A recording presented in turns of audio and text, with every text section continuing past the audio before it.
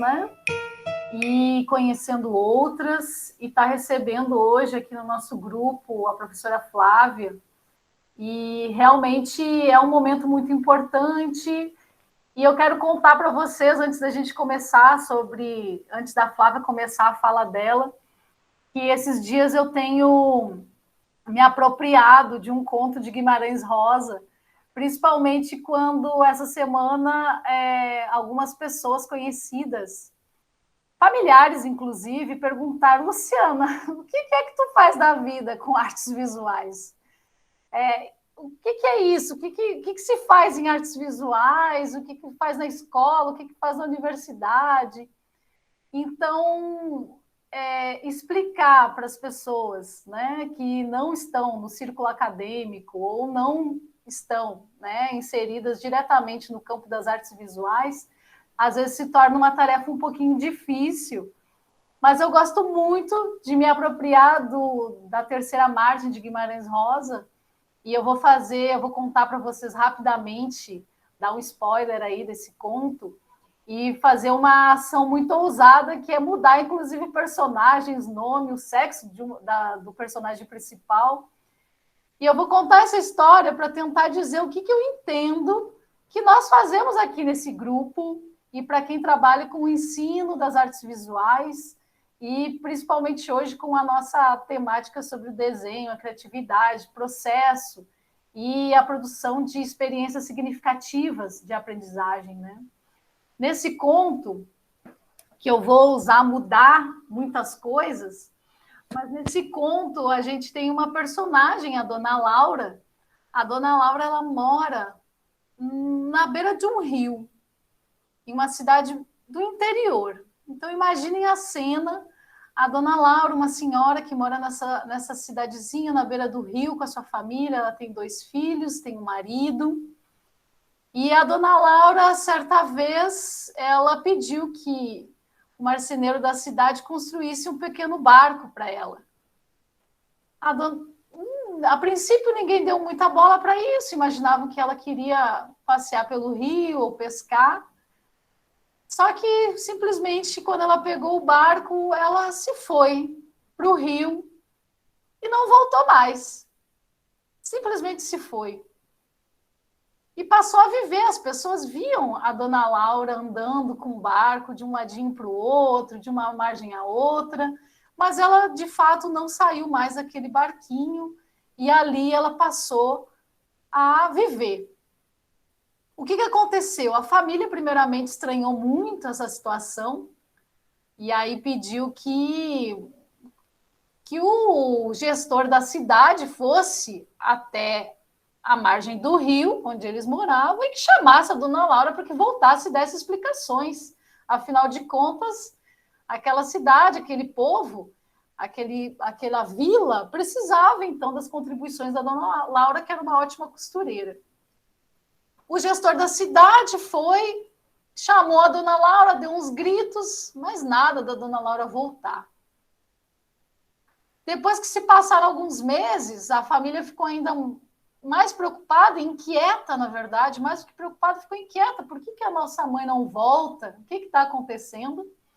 Então, chamaram o delegado dessa vila, desse grupo, e pediram: olha, por favor, enquadre a nossa mãe e mande-a voltar para casa. O delegado foi lá na beira do rio, analisou a situação, perguntou detalhes, até que disse: olha, não tenho muito o que dizer, ela não está quebrando nenhuma lei, então aqui eu não posso fazer nada. Vocês imaginam que a essas alturas corria pelo povoado várias hipóteses, várias suposições sobre a atitude da Dona Laura, sobre o que estava acontecendo com ela, o que ela queria com aquilo. E, na verdade, Dona Laura estava vivendo, estava construindo a sua terceira margem do rio. A família, então, depois de um ano, resolveu chamar o padre da cidade, o pároco da cidade, e pediu que o pároco, então, por favor, convencesse, desse uma bênção, fizesse orações. E foi o que o pároco fez. O padre foi até a beira do rio, abençoou o rio. Aquilo já se transformou em um ponto de encontro para os curiosos. Só que o padre nada pôde fazer para que a dona Laura voltasse. A dona Laura continuava sendo avistada. Ela era vista pelos moradores daquele grupo, pela família, mas ela continuava construindo uma terceira margem do rio, criando muitas especulações, muitas hipóteses.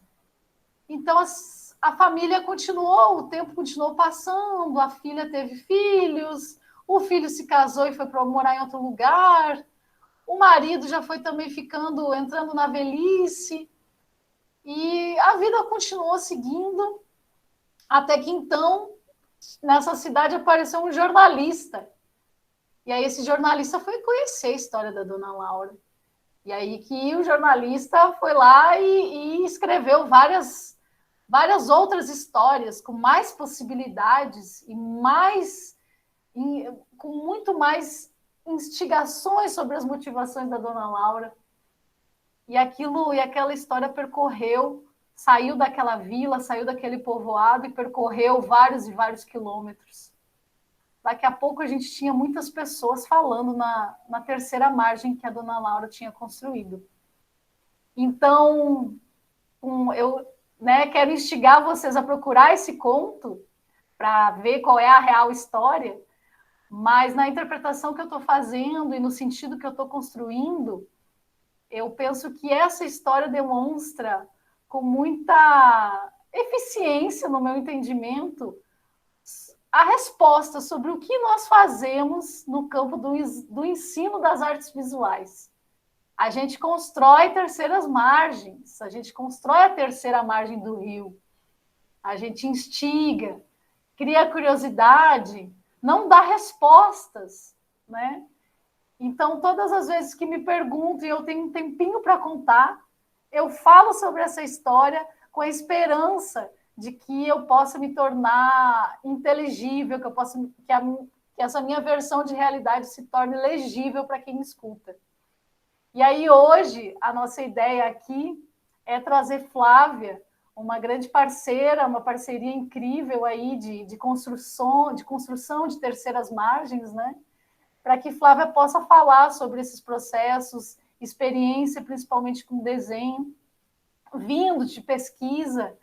Flávia é professora, né, na Universidade de Santa Maria, na Federal de Santa Maria, estava aqui na região Nordeste, foi para o Sul. Eu saí do Sul e vim para o Nordeste, então acho que os nossos caminhos se cruzam muito nesse campo aí do ensino das artes visuais. Também fez o doutorado, né, na Universidade do Porto, o mestrado aqui conosco, na pós-graduação em artes visuais da UFPB, UFPE. Então, acho que Flávia tem muitas coisas para nos contar hoje, não é, Flávia? Sobre essa construção de uma terceira margem. E aí eu vou pedir, então, Flávia, que tu apresente mais ou menos uns 20 minutos. Eu acho que é um tempo bom para a gente também ter um espaço de conversa no final, e aí eu vou te avisando para a gente não passar tanto das 10 horas, né? Passar um pouquinho a gente passa, mas não tanto. O que tu acha? Pode ser assim? Pode ser. Então tá, Flávia, é contigo então. Vou ficar aqui tomando nota, quem quiser já ir fazendo perguntas ali do lado, eu vou estar responsável junto com a Maria Emília de registrar isso e repassar para a Flávia depois. Então, gente, bom dia a todas e todas, agradecendo o convite de Maria Emília Sardelet. Os nomes eu acho tão legal, nosso país é tão diverso, né, culturalmente, nós temos tantas diferenças e também semelhanças, e também eu adorei a fala da Lu, eu tenho um carinho muito grande pela UFPB, UFPE, pela minha formação no mestrado, né? Eu acho que a gente está numa instituição pública, universidade pública, temos que valorizar esse espaço que nós nos formamos, né? E que nós estamos construindo também para que outras pessoas continuem esse caminho de se formar e ter acesso a uma educação de qualidade. E eu acredito que essa terceira margem que a Lu falou, né, é um espaço do ensino de artes visuais dessa luta permanecer, de não se perder. A luta pelo espaço do arte educador, da arte educadora, nosso espaço de atuação nas escolas e fora delas, nos espaços não formais, e é uma coisa, assim, que eu percebi muito e tive uma abertura de portas, assim, eu posso dizer que amplitude de pensamento em pesquisa a partir do mestrado. Então, sou muito grata. Infelizmente, não fui aluna da ALU, e não cheguei nem da Maria Emília, não cheguei a pegar elas. Acredito que quando eu me formei foi a primeira turma, né? Acho que foi a segunda a defender, foi Idália, depois fui eu. E ainda peguei alguns professores que eu acredito que hoje não estão mais no programa.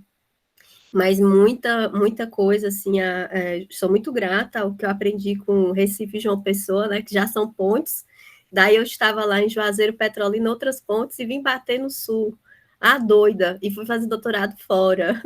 Então, assim, é nessa busca por esses diálogos, né, que a gente vai nessa terceira margem, já aproveitando o que a Lu falou. Acredito muito no que ela disse e concordo totalmente. E, assim, o currículo não vou falar, né, não precisa, acho que vocês pesquisam, mas eu decidi situar esse tema porque foi algo que eu comecei a estudar no doutorado, mas ficou faltando uma parte, porque, na verdade, eu tinha 2 teses, no final eu estava com 2 teses, eu tinha mais de 600 páginas escritas, e a minha orientadora disse, meu Deus do céu, vamos diminuir, e acabei encontrando uma linha, né, que tem da criatividade, que aqui na Federal de Santa Maria, o professor Ayrton Corrêa Dutra trabalhava, né? E aí eu me lembrei dele quando cheguei aqui, me lembrei também das coisas da professora Ivone Richter, que tem a ver com a questão das culturas, da interculturalidade, né? Então, eu vou resgatar algumas coisas que eu pensei e que eu penso hoje, e o que a gente está pesquisando aqui a partir da graduação e da pós-graduação. E trazer algumas conexões pensando também no ambiente da sala de aula, porque nós não podemos, na universidade, estar distante da escola, né? E é por isso que eu coloquei que reflexões a partir de, não é dentro da tese, mas é a partir de. A Federal de Santa Maria, em Santa Maria, no Rio Grande do Sul, uma pessoa perguntou. É o povo que fala bate, sabe, os gaúchos. Aí a bate já descobri que está errado, tem que falar ba, tchê, no final, né? E ela no sul, sabe? A massa polar que apareceu na TV, aí deve ter aparecido. A gente pega tudo, é massa polar, é tempestade, é raio, é trovão. Eu digo que quem nasceu no Rio Grande do Sul pode ir para uma maratona, porque é resistente, tem uma resistência boa. E pega todo tipo de clima aqui. Então, brincadeiras à parte, vou adiante aqui na minha fala para não perder o tempo. E uma das coisas que me chamou, não sei se vocês estão vendo bem aí, acredito que sim, que me chamou a atenção no doutorado foi a primeira aula que um professor de desenho, catedrático, com cachimbo na boca, ele dava aula com cachimbando, com cachimbo, sabe? Com suspensório, bem clássico. E ele foi contar desse mito. Meu Deus, nunca ouvi falar disso. De Butades. Que mito é esse? Aí fui ver que tinha um tal de um Plínio Velho, primeiro historiador branco, homem europeu, né, da história da arte, e fui até comprar o livro dele, achei uma dessas reedições, e fui ver de onde era essa história. E essa história de Butades a gente encontra como a primeira revelação na história, né? Isso é registrado sobre o que é desenho, e ao mesmo tempo o que é escultura, e ao mesmo tempo o que pode se pensar sobre criatividade. Então, a gente pode dizer que é um primeiro registro histórico sobre essas questões. E o que eu coloquei assim na reflexão? De Butades, ele revela, designar e não representar sobre a superfície, mais conhecida é o mito, de Butades de Sicione ou Sicion. É uma narrativa que vai contar a história de uma filha de um ceramista que se chamava de Butades. Por sua vez, ela necessitava plasmar na superfície a imagem do amado, porque o namorado dela ia para a guerra. E ela queria deixar uma imagem, não tinha fotografia naquela época. O que ela fez? Ela pegou ele, botou lá, fez uma sombra dele na parede, né, com a luzinha, um lampião, uma vela, o que foi na época, e fez um traçado da cara dele na parede. E o pai, com essa referência, preencheu o contorno do desenho com argila. Daí ele fez uma escultura. Dessa maneira, tem-se a alusão do desenho como referência a esse desejo de representar, para lembrar da pessoa. é como se fosse a primeira fotografia, o desenho, nessa história. E a linha é utilizada nesse sentido de configuração da memória. E o Plínio, historiador que eu falei, o nome é realmente esse, gente, se você for pesquisar, Plínio o Velho, e é assim que fala o nome dele. Revela o seguinte, na tradução do espanhol, seu pai modelou na argila e colocou no fogo para que endurecesse junto com o resto da cerâmica. E esse retrato se conservou em Nífel, depois que Múmio saqueou Corinto, né? Era uma cidade que foi saqueada. Então, isso foi há muito tempo atrás, e eu quis trazer isso aí porque foi uma coisa que me chamou muita atenção para explicar. E eu encontrei, isso está na minha tese na biblioteca digital, não está no livro. Por quê? Porque tem a questão dos direitos autorais, né? Então, na minha tese, eu utilizei imagens, sim, de vários autores como questão didática. Então, isso eu coloquei. Então, eu trago aqui uma forma didática. Então, vocês vão achar muitos artistas de muito tempo atrás, até os dias atuais, que usam essa relação em forma de releitura do mito de Butades. Então, a gente tem essa figura 20, que está lá na minha tese, tem Jean Raoult, né, que é um francês, depois você vai achar Jean-Baptiste Regnault, né, depois vai achar o Giuseppe Sauvé, e todos eles contando a história, né, cada um com uma alusão e com a categoria de pensamento. E a gente pode ver mais adiante que é sempre a mulher representando o homem, certo? Nessas imagens de artistas que trabalham com esse mito de Butades. É sempre a mulher representando o homem, porque ela ia sentir muita falta dele, né, na história. E, inclusive, tem esse Davi Alain, que diz que é a origem da pintura. Então, tem autores, inclusive, que falam que não é só a origem do desenho, da escultura, mas também da pintura, né? Porque a pintura tem essa questão também de representar. E adiante. Espera, ainda volta. Aí, Pierre-René Coco, eu fui colocando termos históricos. Aí, um dos últimos que eu encontrei na pesquisa do doutorado foi de Francine Van Hove. Você vê que tem uma diferença na forma de representar, inclusive dos motivos, né? E foi a primeira vez que a mulher estava representando uma mulher. Então, na verdade, ela sentiria falta dessa pessoa que não estaria mais ali. E aí você vê que já está 1940. Esse Debutados é de 2007. 1942 é a data de nascimento da artista. 2007 já tem uma visão mais contemporânea do mito de Butades. Então, a representação vai mudando, a forma com a qual ela é vista de acordo com a época. E aí eu trouxe não sei se dá para ouvir. Dá para ouvir? Sim, perfeitamente.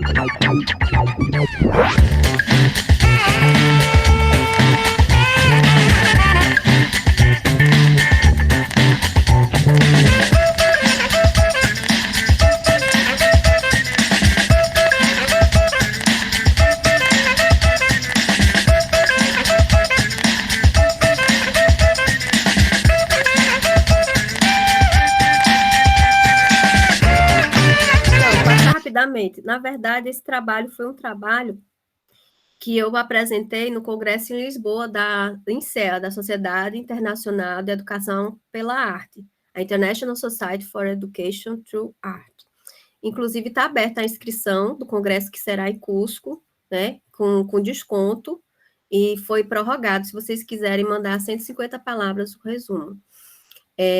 Então, por que eu coloquei esse trabalho? Foi um trabalho que eu desenvolvi a partir dessas questões de Butades, e aí é o meu marido, né? E por que eu necessitava dessa lembrança dele? Porque eu quase não via ele. Eu passei um ano no meu doutorado, ele aqui no Brasil e eu lá em Portugal. E aí eu queria deixar essa lembrança e queria fazer um registro disso, né? Fazendo uma uma análise, uma analogia com o mito de Dibutades. E depois desse trabalho, eu tentei fazer um trabalho em vidro com essas linhas. Não consegui, muito difícil, porque trabalhar com vidro fundido, eu teria que ter uma quantidade muito grande de vidro para fazer a cabeça dele. E eu queria fazer a cabeça dele, né, a partir das linhas. Não consegui. Daí, e também porque eu queria fazer algo diferente dentro da cadeira de desenho. No doutorado, eu fiz a disciplina de desenho durante um ano, tanto com o pessoal da graduação, observando a didática do professor, as plataformas de ensino. Então, foi bem rico isso. Daí, eu trago algumas questões, a partir dessa questão da Dibutades. Ou como a história da arte do seu ensino pensou o desenho. A primeira questão tem a ver com essa habilidade de desenhar, de plasmar formas tridimensionais em um espaço bidimensional. Como dizia Vieira, da maneira mais elementar e simples, e também, ao mesmo tempo, complexa. A exposição dos limites do volume do corpo que os contornos demarcam entre luz e sombra. A questão do desenho de contorno, que é algo que é muito pouco estudado, e o desenho de contorno ele é uma técnica que tem uma correspondência estreita com a visão e a mão, na geração de síntese por menores. Ele tem um movimento e tem uma velocidade, que pode ser rápida ou lenta, e ele necessita de uma continuidade. A linha como esse contorno que vai esquadrinhar, agarra e disciplina o gesto, na qualidade de sua formatação. Ela, por possuir zonas de informação variadas na superfície, enquanto você está fazendo essa linha, ela corporifica o cego ou a vista. No caso do cego é o que não está sendo visto, ou então o que é visto, com feições singulares. E aí ele tem várias possibilidades, o desenho de contorno.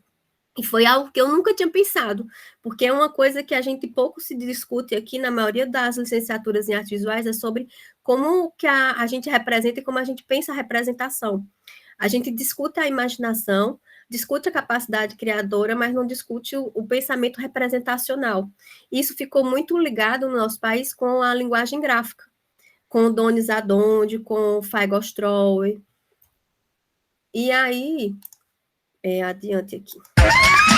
Ai, gente, desculpa, foi de novo, sem querer. Pronto. Aí, a questão dos deslumbramentos do desenhar. Então, você quando fala, aquela pessoa desenha bem, o que é se desenhar bem? Isso sempre me deixou agoniada, sabe?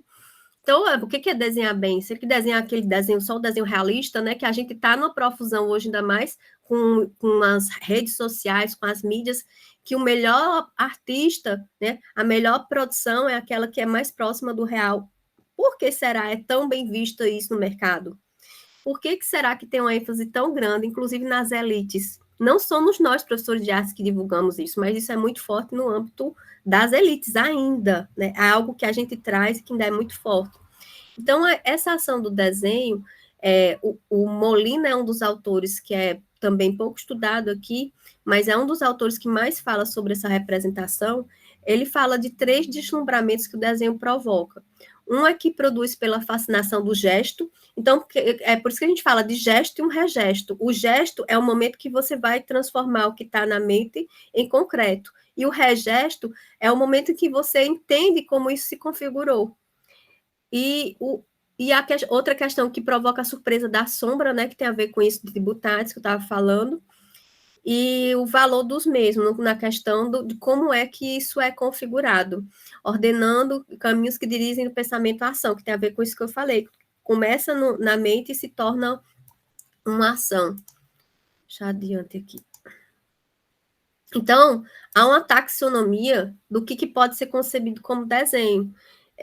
Não na forma muito sistemática, mas é algo que a gente pode considerar.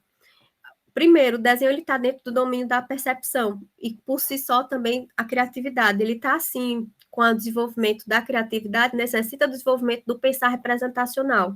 Não no pensar representacional da configuração da realidade, do que é real, mas no pensar representacional de saber se situar, saber se expressar, saber as relações entre as imagens e o que elas representam. Então, a questão do conceitual, o domínio do operativo, da configuração das formas, como é que elas estão no espaço. Essas 3 instâncias são análogas, né, à questão da intuição, e a razão no ato de compreender e aprender as formas. Então, é um pouco além da visão mais moderna da representação. É como se a gente pegasse tudo nessa visão mais contemporânea do desenho, da criatividade, dessas relações entre as duas coisas, tudo que já existe, e pensasse como é que isso hoje, na contemporaneidade, atende às necessidades do ensino de artes visuais.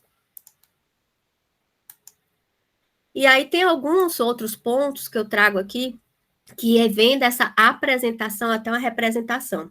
Eu fui ver vários filósofos, onde eu era conhecida no doutorado como a doida dos eventos, porque eu ia para tudo, aparecia um evento não sei aonde eu ia. Aí em Portugal, fora de Portugal, eu ia assistir tudo que falasse coisa que tinha a ver com a minha pesquisa, e eu digo, quem pesquisa tem que correr atrás de ver pessoas que estão pensando na sua área. Então, é muito importante esses intercâmbios. E eu ficava, assim, com o caderno, eu sou muito de anotar, anotava tudo das palestras, a pessoa falando, eu lá, psicografando, né? Então, seria assim, uma coisa, assim, meio psicografada mesmo. E eu escutava muito o povo falar de apresentação, principalmente em Portugal, apresentar. E o que é apresentação? E comecei a pensar da relação dessa palavra com a ideia de representação. Então, uma coisa é você apresentar a sua ideia, outra coisa é você representar ela. Eu estou falando muito rápido, gente. Estou com medo.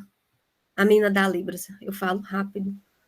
Tô, né, mulher? Desculpa. Acho que não, Flávia. Acho que está indo super bem. Se o pessoal de Libras achar que está muito rápido, dá uma indicação aí para gente. É do cearês, viu, meu povo? Perdão. A gente pensa muito rápido, eu tenho esse problema. E aí, voltando, a questão da apresentação. Então, a primeira coisa mais simples, eu tentei deixar de uma forma bem simples. A gente desenha quando pensa. Como assim, meu Deus? Quando você está pensando qualquer coisa, você está configurando formas, mesmo que não sejam formas plasmáveis, concretizáveis, mas você está configurando o seu pensamento. Então, configurar é a primeira questão. A gente desenha. Então, desenho é pensamento. Eu já ouvi isso várias e várias vezes. E aí a questão do desenho partir do abstrato ao concreto. Então, uma das coisas muito próximas do ideário da imaginação, você vai pegar todos aqueles autores que falam sobre até a psicologia da criatividade, do processo imaginativo, que é relacionado também à cognição, alguns autores dessa linha da cognição, você vai acabar percebendo que a abstração, para você ter bem desenvolvida ela, você precisa estimular. Então, para isso, você tem que adquirir as ferramentas desse pensamento, que ele não vai acontecer ao acaso. E aí eu já vou falar um pouquinho sobre vocabulário gráfico. O desenho é a base da criação. Então, para criar alguma coisa, você tem que desenhar. Sempre meus alunos perguntam, professora, como assim? Eu tenho que riscar sobre o papel? Porque a gente tem muita visão de que desenho é riscar sobre o papel, é um risco no papel, né? A partir do risco, você tem um desenho. Não, você está desenhando quando você está falando, você está dando uma aula, você está desenhando uma aula. Não é até a visão da função do design, porque muitas vezes o desenho se confunde com o design quando entra na ideia de função. E o design, ele está muito à função que tem a relação com um recurso, com um produto. Então, é nessa entrelinha que fica entre desenho e design que a gente está relacionando com a questão da criação. A leitura visual, a gente sabe de artes visuais. Eu acredito que vocês já viram, com certeza, em algum lugar, sempre vem antes da escrita. Então, a gente aprende primeiro as imagens, para depois a gente aprender as palavras e o que elas representam. Então, a gente primeiro olha antes de falar, a gente primeiro observa antes de significar, né? Então, construção de significado vem primeiro visualmente. E aí, a questão do vocabulário gráfico, era o que eu falei. Todos nós temos no nosso cérebro uma quantidade imensa, em que começa na subjetividade e se torna, é uma coisa que muita gente tem dúvida quando escreve, inclusive texto, eu vejo, o que é subjetivo e intersubjetivo, é só pensar no outro. A subjetividade está aqui em mim. Quando eu penso no outro e faço essa troca, eu estou fazendo intersubjetividade. Então, o vocabulário gráfico, ele está lá na subjetividade, e você vai adquirindo à medida que você vai observando, e aquilo vai construindo relações no seu cérebro, E a IVID, se vocês forem querer estudar um pouquinho, isso é muito forte com aquele livro, Curso de Linguística Geral, do Ferdinand Saussure, que falava de imagem acústica. Aquilo ali tem muito sentido, que depois o Charles Peirce vai usar lá na semiótica algumas questões daquilo ali. Mas tá lá, aquelas imagens mentais, né, que nas artes visuais a gente chama de imagens mentais, formam um arcabouço como um baú de vocabulário gráfico.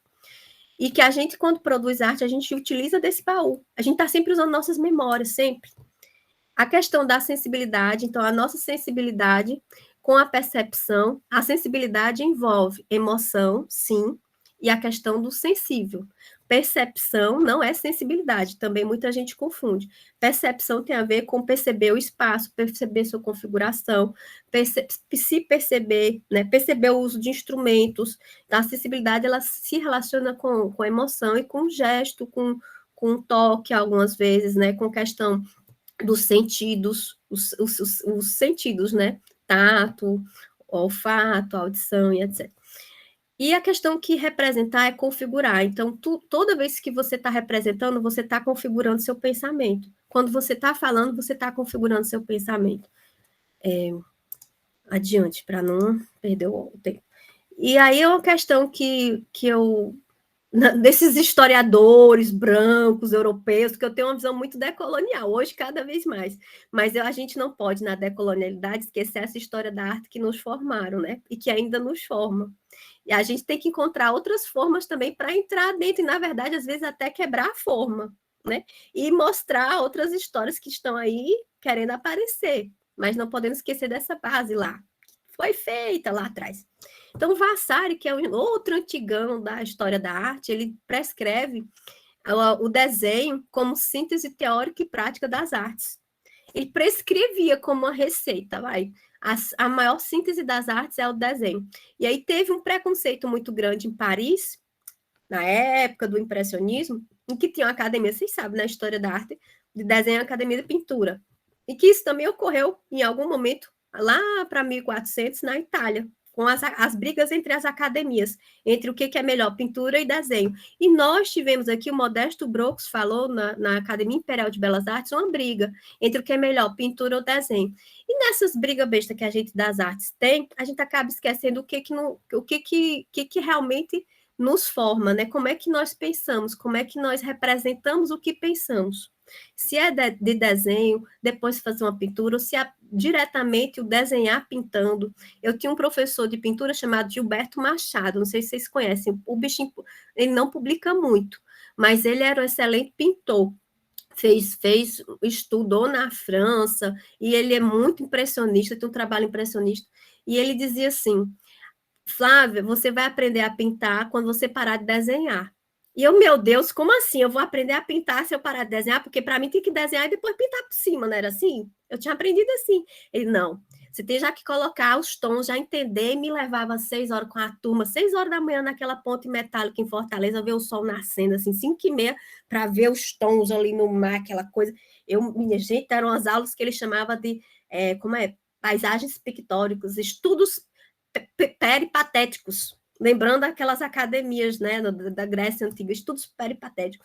E a gente fazia e ia para o mercado São Sebastião pintar, uma coisa assim fantástica. Até 10 horas, disse, 10 horas acabou, não dá para enxergar mais nada. A luz muda tudo. Então era uma coisa meio impressionista, uma técnica de ensino impressionista.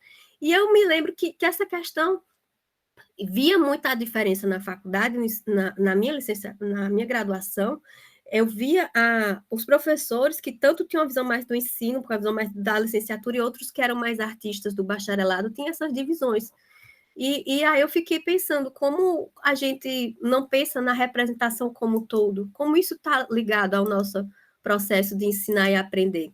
Daí eu já vou trazendo agora umas questões mais para pensar, já dando uma configuração, né, nessa formatação da fala, sobre a necessidade da gente pensar que há uma praxis artístico-educativa no ato de desenhar. Eu uso muito esse termo na minha tese, eu defendo, está lá no título artístico-educativo. Por quê? Por causa do próprio termo arte e educação, e pelo fato, depois de eu ler um monte de coisa, e de eu ver muitos colegas usarem artístico-pedagógico, né? Não sei se vocês já viram esse termo, tem. E aí eu tentando entender o que significava cada coisa, eu percebi que o artístico-pedagógico, a palavra pedagógico, quando você usa a palavra pedagógico, você lembra logo do quê? Da sala de aula. Então, toda vez que você usa um termo como artístico-pedagógico, você está pensando no espaço escolar. Então, se você quer ampliar um pouco o olhar, você usa a palavra educação, não é verdade? Educativo. É a mesma coisa que quando você fala numa disciplina na graduação, educação e arte. Eu tenho uma disciplina aqui que eu estou alterando no currículo que se chama educação e arte. Eu digo, gente, eu sou contra esse nome, porque dentro da pedagogia tem sentido, mas na licenciatura em artes visuais é educação e arte, então é primeiro a educação, e arte está lá, figurante da educação. E a gente não é figurante de uma área, a gente é importante tal e qual, né, a educação. E aí, por isso que eu coloco esse termo, para juntar com o termo que a gente tem de arte barra educação. Aí, a questão dos processos. O primeiro processo que a gente tem na questão da criatividade com o desenho. O desenho expõe configurações de pensamento, relacionando forma e conteúdo. Então, ele vai configurar o que você pensa, relacionando o que você vê.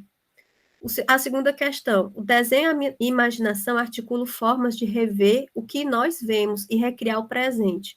Para mim, é estratégico hoje, na arte e educação, recriar o que nós vemos, ainda mais na situação que nós estamos no mundo todo, numa pandemia. Outra questão, processo 3. Como praxis artístico-educativa, ensinar maneiras de perceber desde o sensível, olhando, percebendo e construindo. A gente esquece muito a nossa sensibilidade, porque isso virou, tem aluno, professora, isso é muito modernista, vem para mim, a senhora não é contemporânea, não, esse negócio de sensibilidade é do modernismo. Meu povo, vamos parar de dizer, agora eu vou só estudar fulano, tá aplicando agora, esquecer o passado.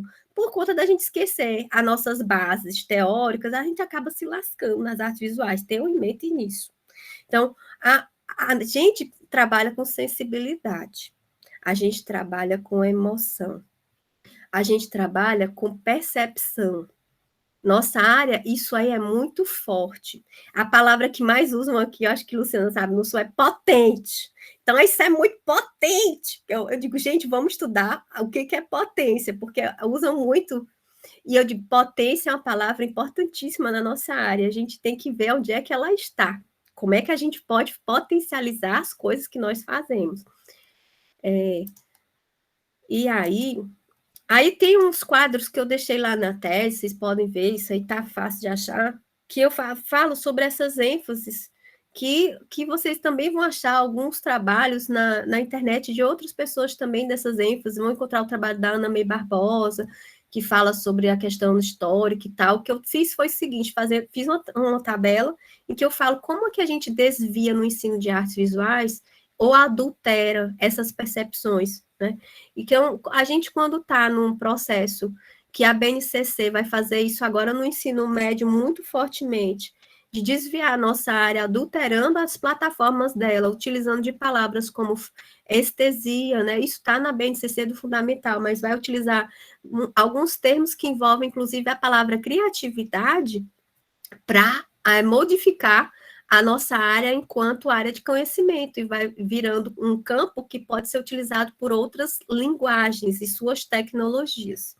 Então, com isso, a gente tem ainda hoje no nosso país, uma coisa que eu escutei em Portugal, na INSEAD de Lisboa, em 2015, uma teórica da Noruega falando da mudança do currículo na Noruega, em que ela disse que está tudo cíclico. Eu acho que aqui está igual, que ela falou, olha, a gente evoluiu, chegou a parte da Revolução Industrial, evoluiu, virou moderno, ensino de arte moderno, evoluiu, agora a gente está voltando à visão de operário, de formar operário. Ela disse que isso lá na Noruega estava acontecendo naquela época, a mulher lá estava dando uma palestra, eu digo, gente, na Noruega, aqui está igual, né? Em 2021 nós estamos voltando na visão de operário. Então, é isso que acontece quando a gente no ensino de artes visuais está fazendo um tecnicismo muito grande, que é o erro quando você vê o desenho como só técnica, né? Ele é também, mas usar só como técnica não é interessante. A questão de discurso da criação, não sei se dá para ver direito aí, que eu estou discutindo só a parte de desvio. A criação, para considerar qualquer coisa como desenho, então você tem que ter muito cuidado quando você considera qualquer coisa, né? O uso de uma gramática básica como referência para todo o processo de aprendizagem da livre expressão. Isso foi muito utilizado quando a gente começa a trabalhar o uso do ponto, da linha, isso tem no currículo da BNCC, ponto, da linha, do plano, das configurações da forma, isso está lá entre aqueles objetivos de conhecimento. Como é que você vai trabalhar isso, né? Eu acho que a palavra contextualização, que a Ana May usa e que está em um monte de autores, é uma das coisas principais, concordo totalmente, que se a gente esquece do nosso contexto, a gente está fazendo coisa para nada, né? A gente não está fazendo a nossa função. E uma outra coisa é o conceitualismo excessivo, que eu tenho muito medo, gente, quando eu vejo muita coisa de arte contemporânea, muito conceito, esquece a base. Às vezes é muito conceitual e não atinge o povo em geral. Não que a gente não deva trabalhar com arte contemporânea, a gente tem sim, é essencial.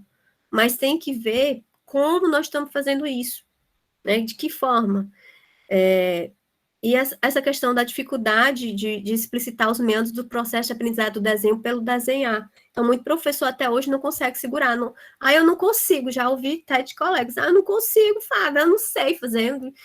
Gente, olha, desenhar não é um negócio, um bicho de sete cabeças, é algo que envolve essa configuração do desenho, já falando desse desenho mesmo, né, do risco, ele envolve um outro aprendizado que a gente perdeu na infância. Eu, adulta, eu não tive esse aprendizado, mas é um aprendizado que a gente defende que aconteça desde a infância. Flávia, deixa eu te interromper um pouquinho e perguntar como é que tu tá achando aí que conclui por agora. Estou concluindo já, está nos finalmente. Está nos finalmente? Falta só o último slide e um tchau, pronto. Pronto, então tá bom, obrigada, viu? Estou controlando aqui o tempo também, olhando. Daí, tem essa imagem, para já nos finalmente, que essa imagem tem algumas questões que eu coloco aqui, que é o que vemos e o que criamos. A experiência do apresentar, o representar, em uma estética, uma ética, uma política, né? A questão da criatividade, processos criativos e do desenvolvimento. Por que eu coloquei essa imagem? Vou falar sobre ela rapidamente. Porque essa foi a primeira aula que eu tive de desenho com esse catedrático cachimbador, lá da Universidade do Porto, cachimbador, do cachimbo. Que eu me lembro sempre do Ceci Nepal Nepip, daquele do Magritte, quando eu olhava para a cara dele, que ele era um cara. E ele disse, gente, podem desenhar essa cena. Gente, primeiro dia de aula de desenho na licenciatura em artes visuais da Universidade do Porto, era essa cena. E tu tinha que fazer tal e qual. Então, você tinha que fazer essa. Olha só, gente, nessa cena tem sombra, nessa cena tem profundidade, nessa cena tem textura, nessa cena tem volume, tem tanta coisa nisso aí, e tinha que representar até a luminária, isso tudo aí que tu tá vendo, tu tinha que fazer no diabo do papel. Eram 4 horas a manhã inteira, eu não podia nem sair pro banheiro, desenhando isso aí, chegava 8 horas da manhã, ficava até meio-dia, tinha que fazer isso. E eu estava de saco cheio, tipo, minha gente, eu fui lá como estudante de doutorado para estudar didática, né? Técnicas de ensino.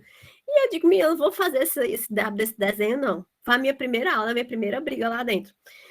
Quando eu terminei, este catedrático X pegou esse bendito esse meu desenho que está aí representado e calem, mandou todo mundo se calar. Eu digo, ok.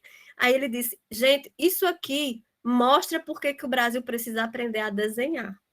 Aí eu fiquei um arara, de como assim, professor? Aí ele disse, olha, estão a ver, e era um caderninho, porque estava todo mundo com folhas enormes desenhando isso aí, e eu estava lá só observando, gente, eu estava só olhando. E aí eu viajei, eu fiz umas ninfas de Monet ali, eu vi mil coisas, vi um monte de luzes, fiquei viajando, desenhando isso. E aí ele pegou e usou meu trabalho para dizer que era um exemplo porque o Brasil não sabia desenhar. Ali eu vi como que uma prática de um professor influencia na forma de pensar, não só o desenho, mas a própria arte, né? E como a gente tem na universidade uma função importante nessa formação, não só de professores, mas também de artistas. Então, que visão era essa? E detalhe, essa mesma aula, essa mesma disciplina, essa mesma cena por outro professor era totalmente diferente. Lá tinham 4 professores dessa mesma disciplina, com essa mesma aula, o mesmo plano, tudo igual. Eu vi todas as aulas. E esse único professor fez isso. Eu digo, como é uma visão arcaica, é aquela coisa do homem branco, europeu, assim, e eu bem novinha, né, mulher nordestina, né, lá, assim, eu vi, sim, tinha um preconceitozinho básico. Mas eu percebi que isso era mais do que um mote para uma pesquisa. Então, eu sempre digo que a gente pensar a criatividade e o desenho envolve também pensar na nossa área o ensino de artes visuais desde da sua base, né? Aí, e aí eu trouxe essa historinha para fazer essa relação, e que isso não me desanimou, pelo contrário. Eu não respondi muito bem, confesso, gente.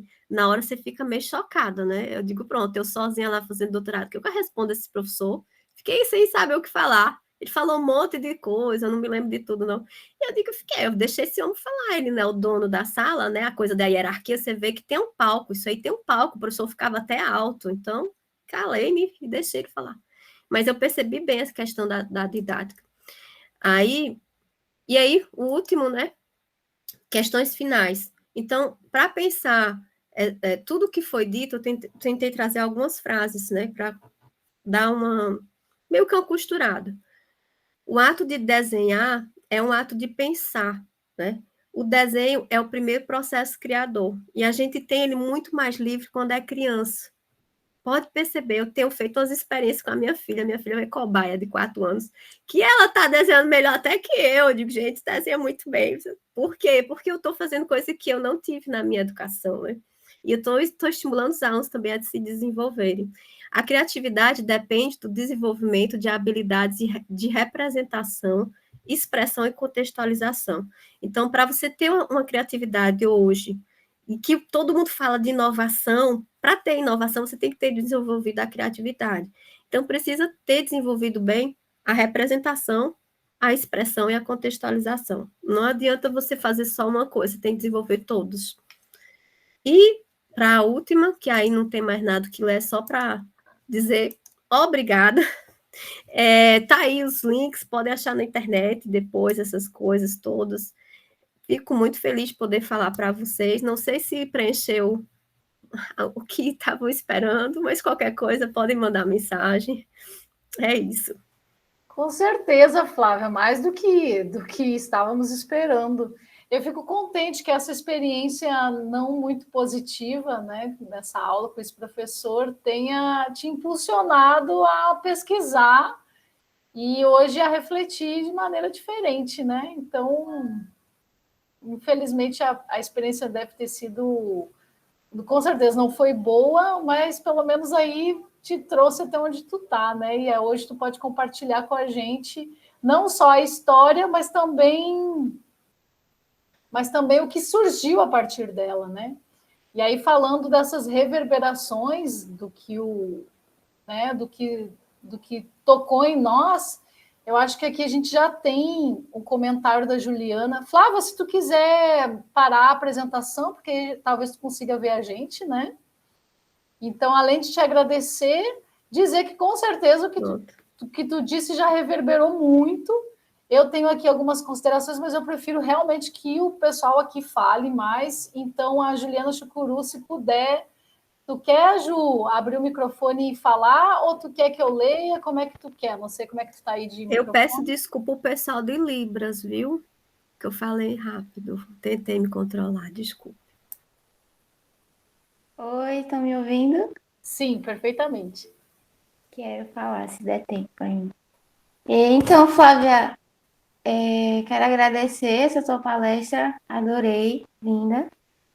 A gente está cada vez mais recebendo pesquisas, né, mais interessantes como um todo, mas a sua, acho que ela é bem pertinente também ao momento que eu estou experimentando do processo de curadoria na exposição de artistas indígenas do Nordeste, que a UFPB está organizando, o UFPE e a URCA.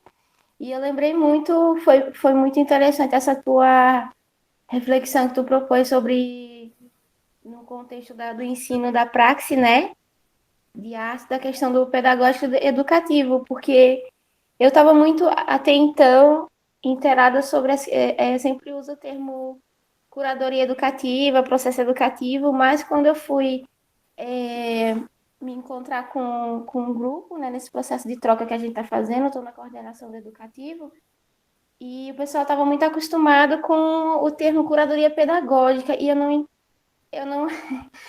não é que eu não entendia, mas comecei a pensar que a curadoria pedagógica ela fosse um outro sentido do que eu estou acostumado a entender até então do que eu tenho trabalhado ultimamente, né? Principalmente no que eu venho percebendo no contexto indígena, no meu contexto, no caso, de reaproximação com o meu povo. E aí também foi sendo outro processo de mostrar o que seria a curadoria educativa para mim, né? Nesse contexto de querer fazer essa relação de abertura entre a curadoria geral, que no caso lá está sendo de um outro curador, do Abniel Nascimento, e a curadoria educativa, que seria todos os processos que o pessoal entende por educativo na exposição. E aí a gente teve muito embate, bons embates, né? Não algo que foi assim um impedimento, mas muito embate em relação a isso. Então achei bem pertinente a tua fala, porque no contexto da educação indígena, que a gente tem educação diferenciada nas aldeias, o educativo, o pedagógico é ele não acontece nesse âmbito só em sala de aula, e eu não digo nem enquanto estrutura física mesmo, né? O educativo ou pedagógico que seja, ele acontece em todas as instâncias, desde dentro de casa, né? Até passando pelo toré, passando pelos encontros, os rituais, e até chegar a professora ou o professor, que geralmente também é a liderança da aldeia, que faz a pagelança, os rituais e tal. Então, realmente, o contexto ali é educativo, ele não é pedagógico nesse sentido. E está sendo um processo muito gostoso de mostrar, né, o que essa nomenclatura significa para dentro desse processo da exposição, porque até então eu sinto assim que não é questão de querer impor aquilo que eu venho trazendo enquanto artista indígena, né? É mais uma questão assim de aproximamento do objetivo da exposição, que é principalmente oferecer as mediações não só para escolas não indígenas, mas indígenas também. Então foi interessante esse teu debate, essa tua colocação, e eu vou levar também para o pessoal para discutir. Achei muito interessante no contexto do ensino do desenho, da arte mesmo, né? Já que o nosso educativo vai começar agora, propriamente dizendo, agora em setembro, né? A gente teve a abertura da exposição, então em setembro a gente começa o processo de formação dos Tu sabe, professores. Juliana, que eu tenho falta aqui no Brasil, nós não temos uma gramática visual indígena, do traço indígena. Porque lá no México, a Ana May, as publicações da Ana May, você vai encontrar ela citando Beth Mulgar como uma mulher. Inclusive, ela depois alterou isso. Na verdade, é Adolfo Best Mulgar. E Sim, o Best Mulgar, ele estudou os desenhos indígenas mexicanos. Você vai ver o livro dele, são vários grafismos, a coisa mais linda. sim, Eu sim. acredito que nós temos uma riqueza que nós não conhecemos nas aulas de artes visuais. E que é muito. Tem outra questão também, que existe partindo para isso, talvez não seja o seu tema agora, mas acho interessante expor. Existe muito um receio de adentrar na gramática de uma arte que se identifica como indígena, né? E existe meio que um tabu, porque eu lembro que em algum dos nossos processos, quando eu trouxe um pouquinho das nossas nomenclaturas na língua indígena, né, no Brobo, e mesmo a língua Pataxó, que eu também estou trazendo outros professores de outros povos, não só Chucuru, e existe muito receio de dizer, mas isso aqui é sagrado, eu não posso usar, eu não posso conhecer, e como é que faz? E então a gente teve essa dificuldade de entender que, assim, existem limites realmente de tudo que pode ser mostrado, mas existe também a esfera do que é importante ser mostrado e o que é importante ser adentrado. Então, os povos, eles não são tão fechados nesse sentido, né? A educação, ela é justamente diferenciada até para proteger os processos, para que eles possam sempre acontecer, né? Digamos, é um reforço para que aquela educação continue acontecendo. Agora, já existem várias apostilas, por exemplo, o Povo Chucuru tem a apostila educativa, dos desenhos, das línguas, isso tudo é acessível também. Então, às vezes, as próprias escolas não indígenas, elas podem procurar, né? Fazer esse diálogo, eu acho importante. A nossa exposição hoje, ela pensa muito esse intercâmbio, né? do todo em si, não só de dividir escola indígena e não indígena. É isso, e parabenizar, eu gostei muito da palestra. Obrigada, gente. Obrigada, Juliana, pela tua contribuição. Vamos passar a palavra para Alberto, aí depois de Alberto a gente vai ter tempo para mais uma contribuição, uma pergunta, uma contribuição, tá? Então quem quiser ou levanta a mão ou escreve aqui do lado. Alberto. Bom dia a todos. Professora Flávia, eu queria agradecer demais pela palestra. Deixa eu só tirar aqui a manter levantada aqui. Queria agradecer pela palestra. Eu, particularmente, sou desenhista de história em quadrinhos, professor de desenho. Eu tenho muitos alunos que acabam me procurando para fazer orientações na área de desenho. E uma coisa que você falou em relação a esse professor, né, que comentou o seu trabalho, a gente tem aqui, entre os meus alunos, às vezes a gente tem um movimento contrário. Os alunos é que questionam, muitas vezes, na área de pesquisa, por que não tem desenho acadêmico, realista, dentro da sala de aula, dentro do nosso currículo. Muitas vezes questionam o nosso modo de ensinar, até o ponto mesmo, no mestrado, a gente tem alguns alunos que às vezes vão para algumas escolas de formação de ilustradores, animação, 3D, que ensinam alguns sistemas, né, de construção de desenho, porque na universidade a gente vem tentando sempre quebrar esses paradigmas, né, esses paradigmas coloniais, da maneira da representação humana, né? A gente tem alunos, por exemplo, que vai fazer desenho de observação. O desenho de observação dele é desenhar uma figura na internet, de preferência uma figura totalmente idealizada, né, e estereotipada, né? Então, quando você fala isso, quando você pesquisa e mostra que lá fora, e você traz algumas respostas, a gente vê que a gente está num caminho correto, né, de tentar fazer um desenho mais social, um desenho mais próximo da nossa sociedade, fazer com que as pessoas, através do desenho, até redescubram as suas origens, né? E aí, só para finalizar, apesar de eu ser paulistano, eu tô aqui há 11 anos, minha família é toda nordestina, né, de Itambé, Pernambuco. Então, eu venho fazendo essa redescoberta. O desenhista de história em quadrinhos, eu estou descobrindo o cordel, a xilogravura, reaprendendo para poder aprender um pouquinho sobre mim, né? Eu acho que você traz um pouco disso na sua pesquisa, e isso me agrada, e queria agradecer mais uma vez aí. Pois, obrigada. Só falar, que bom, né? Que a gente vê, é uma coisa que eu percebi, que a gente está anos-luz em termos de desenvolvimento da criatividade. Aqui no Brasil eu sinto muito mais do que lá fora, em Portugal. E era, inclusive, um problema muito grande lá para os salões de arte. Os artistas chegavam no final, porque eu tinha outra pesquisa e não consegui terminar. No final do curso, ainda fiz entrevista, eles chegavam falando, o pessoal licenciado lá em artes visuais, dizendo que não sabia criar coisas, inventar coisas, sabia copiar. Eles eram excelentes reprodutores do que viam. Então, eles sabiam desenhar catedral lá de Porto, aquelas catedrais, iam desenhar aquilo tudo, eles desenhavam com vista até ortogonal, aquele negócio todo. Tudo o que você imaginar, eles faziam, desenhavam primorosamente, mas no final eles diziam que tinham dificuldade de ter ideias diferentes, de criar. Então, eu fiquei assim, né? Era outra pesquisa que eu não dei conta. Precisa ter mais tempo, né? Ô, Flávia, muito massa, muito bacana as tuas considerações. Aí tem uma pergunta, né? É o seguinte, aqui eu também trabalho com, e é uma das minhas disciplinas preferidas, que vem muito da minha prática na educação básica, né? No tempo que eu trabalhei com crianças, e isso me dá lembranças tão boas. E agora eu trabalho com a formação de novos professores, né? Numa disciplina que é artes visuais e as infâncias. E aí que a gente sabe que na escola a prática do desenho, a prática pedagógica, né, do desenho ou educativa, ela muitas vezes ela causa um efeito bastante nocivo em relação ao desenvolvimento, não só cognitivo, mas desenvolvimento do repertório visual e de várias questões. Então, eu sempre tento trabalhar com os estudantes por aqui uma desmistificação, uma ruptura dos mitos em relação ao desenho nas salas de aula.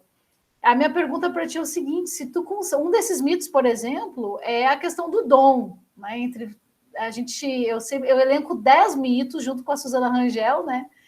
Trabalho esses 10 mitos, mas um dos mais fortes é a questão do dom. E a minha pergunta é a seguinte: se aí com os teus estudantes, que também estão em formação docente, né? Se tu também trabalha com essa desmistificação e se tu percebe que esse trabalho depois reverbera nas salas de aula dos teus estudantes. Ai, Lu, é engraçado, a gente tem que trocar mais figura, porque eu tenho uma disciplina aqui que se chama Arte, Infância e Juventudes. Me jogaram, assim, caí de supetão. Eu disse, também falo de infância. Aí eu tenho trabalhado muito com a base de Britton e Lowenfeld, desenvolvimento da capacidade criadora, velhinho, assim, mas tem umas coisas muito boas, principalmente ali no início. E uma das minhas primeiras aulas, a única aula, inclusive, que eu dei presencial aqui até agora, fé em Deus terá outras, eu comecei falando, gente, a arte, eu sempre falo assim, arte não é dom. Não é dom, nunca será, isso foi invenção da igreja, né? O talento se desenvolve, você vai desenvolver um ou mais, e vocação só o tempo vai lhe dizer o que você nasceu para fazer. Só o tempo, vocação. Então, assim, você tem que ter um talento bem desenvolvido para saber a sua vocação. É igual ser professor. Professor, você tem que ter a cachaça de ensinar. Eu tenho que gostar de ser professor. Então, vocação você só descobre com o tempo. E o talento, ele é desenvolvido. Então, não tem essa história. É a mesma coisa do desenho. Então, quanto mais você desenha, melhor você consegue representar o que pensa. Não é representar tal e qual. O tal, a gente tem que sair desse mito, como tu falou, de que o dom, né? Nasceu com dom, aquela pessoa desenha muito bem, que é desenho realista, aquela coisa muito hiperrealista, que hoje está mais na moda ainda. Então, tem que sair um pouco disso e dar espaço para, sim, desenvolver técnicas, mas também desenvolver forma de pensar, porque você configura o pensamento quando você está fazendo aquilo, você está rabiscando. Então, você começa a rabiscar, tem um termo chamado doodling, né? Doodling, que a Michelle Obama faz muito. Ela está em reunião, ela está falando qualquer coisa, ela pega um caderninho, e é uma das coisas que eu mais fiz em Portugal, eu tenho coleções de caderninhos que eu ficava desenhando. Desenhando, na verdade, é pensando. Eu estava pensando coisas, e ao invés de estar dormindo numa palestra, às vezes dava sono, né? Porque o povo começa a aí eu concentrava o sono, eu começava a rabiscar, e de repente eu conseguia prestar atenção. Então, isso foi configurado, esse ato de doodling, de fazer esses rabiscos, ele ajuda a gente a prestar atenção. Nós não conseguimos mais, essa sala de aula parada não faz com que a gente consiga prestar atenção. A atenção hoje é uma das coisas mais difíceis de conseguir dos alunos, né? Então, fazer algo que tenha um movimento. Então, desenho é movimento, pensamento é movimento, uma aula tem que ter movimento. E para a criança mulher, 1000 coisas, assim, eu digo, minha filha virou cobaia, eu estou fazendo um monte de coisa com ela, e às vezes eu filmo assim, sem aparecer a cara dela, e eu mostro em sala de aula, olha como é que faz quando a gente utiliza isso. Então, você trabalha com vários materiais, estimula a criança, conta história, faz analogia entre imagem e pensamento, e aí ela representa o que ela está pensando. Então, sem medo, porque a criança não tem medo, a gente adulto tem muito medo, a gente tem muito preconceito. A gente começa a fazer...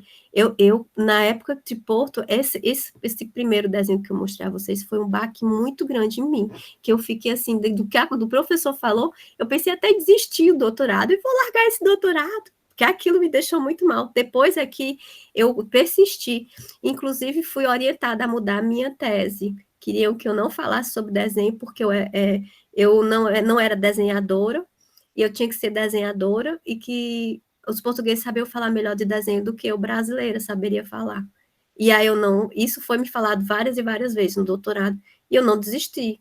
Então, eu acho assim, a gente, quando tem algo que nos alimenta, que nós temos curiosidade, a gente tem que ir adiante, não desistir, fazer o que gosta, né? E por essa razão eu continuei e terminei, e deu tudo certo. Mas é isso. Desculpa aqui, gente. Obrigada, Flávia. Maria? Sim, Flávia, primeiramente agradeço as inúmeras provocações que você deixou para nós, né? Que você está aqui deixando para nós. e vamos continuar pensando sobre elas ao longo do tempo, né? Mas eu só queria também fazer uma pequena observação sobre esses mitos do desenho, porque tanto você como a Luciana trabalham no âmbito da licenciatura em artes visuais, e eu trabalho com a licenciatura em pedagogia, onde esses mitos do desenho são ainda muito mais fortes, né? Ou a questão do saber, eu não sei desenhar, né? Algo que você comenta em muitos dos seus textos, né? Mas eu tento também lembrar para as estudantes de pedagogia aquele seu texto que você fala sobre muriçocas, não lembro o título dele agora mesmo, né? Mas você fala das muriçocas. E há uma passagem que eu considero belíssima no seu texto, que é o seguinte: o olhar paira e para, né? Então, essa necessidade dessa observação também, e esse entendimento de que desenhar é pensar, né? E quanto mais você desenha, né? Então, a gente tem um trabalho muito grande para romper, tanto com o mito do tom, né? Também com esse desenho estereotipado, que ainda é tão presente nas nossas salas de aula, né? Então, somente seria uma observação aí para reforçar o quanto tua fala nos provoca. E eu não virei professora de desenho, porque o grande medo quando eu voltei da Univasf, porque tinha vaga para professor de desenho. O professor de desenho de lá era muito meu amigo e foi transferido para a UFBA. Aí o pessoal, Flávia, tu vai dar aula de desenho agora, tu fez tese nisso? Eu digo, não, gente, minha provocação é a nossa base, ensino de arte, é onde eu gosto, é onde eu me sinto bem. Então, eu falar do ensino de arte, a gente tem que pensar o desenho sim, porque está a ver com tudo da nossa área, tem a ver com a nossa história, inclusive. Com certeza. Bom, gente, a gente está, então, encerrando o nosso encontro e, com certeza, Flávia, muito obrigada pela tua disponibilidade e pelas reflexões, a apresentação do teu trabalho, da tua pesquisa, e agradeço muito e agradeço principalmente a todo esse povo que está aqui vendo, né, e disponibilizou aí um tempinho do seu dia, da sua semana, da sua agenda, para estar conosco conversando e pensando. Então, em consideração aí o pessoal de Libras e os outros agendamentos, a gente vai encerrar esse nosso encontro, com certeza já prevendo os próximos, o próximo que vai acontecer em setembro. E eu só não me lembro a temática, Maria, mas tu lembra? Já para convidar o pessoal?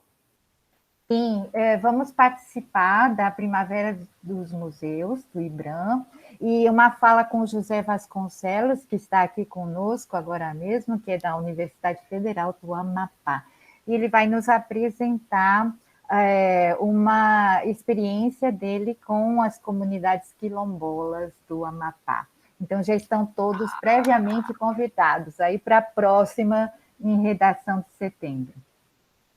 Que maravilha, maravilha. Então, pessoal, agradeço e já me despeço aqui. Um grande abraço e boa continuação aí do dia para vocês.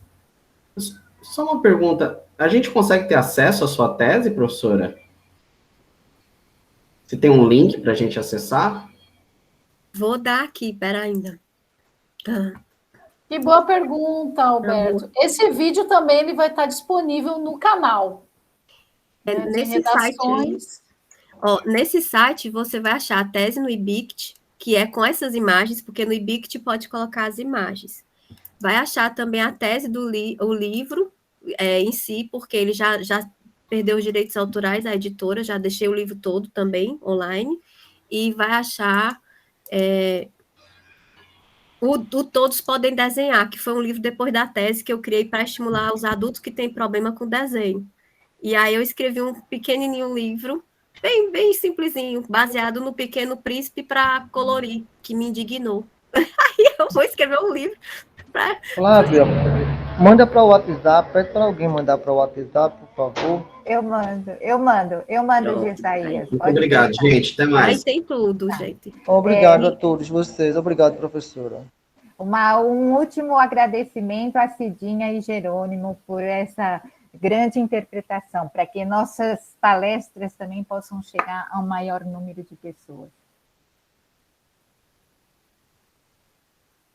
Parabéns, gente. Verdade, verdade. Obrigadão, um abração.